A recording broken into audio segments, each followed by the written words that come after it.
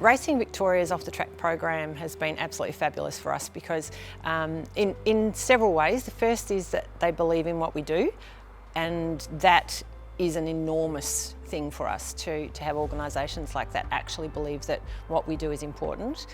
But also, I think the relationship that we have just with the goals that each of the organisations has. So, like, we want to make sure that off-the-track racehorses have another life as well, and if we can engage some of those horses in our program, whether it's just in the clinic program or ultimately whether we can get horses that are going out competing with our para-athletes on board. I mean, obviously that would be a perfect scenario, and I think RVL OTT program has those similar goals. They want to keep OTT horses engaged in sport and also see them out in the competition area.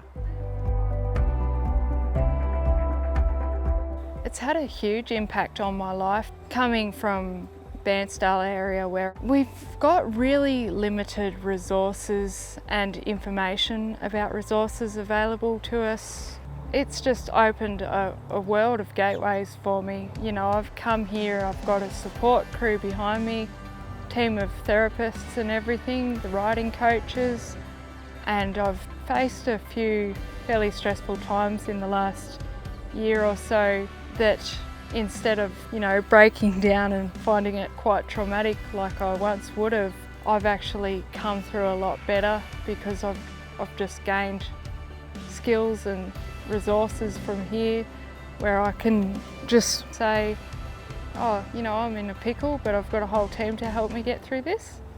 Equine Pathways Australia is like one big family.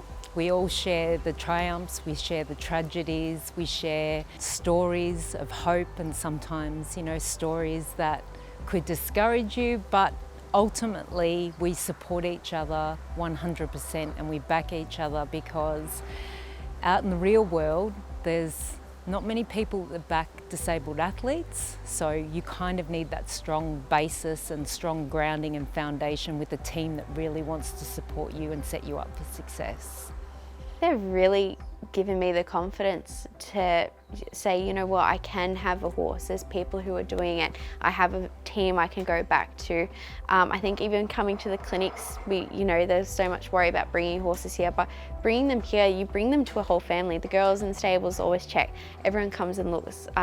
You've always got a support network behind you, and I think that's the most important part. You know, I've grown up here essentially. I've come in here when I was in my early teens. I'm now in my 20s, and just being able to have so many different mentors for different aspects and different people's life stories has truly helped, and I think that's the most important part.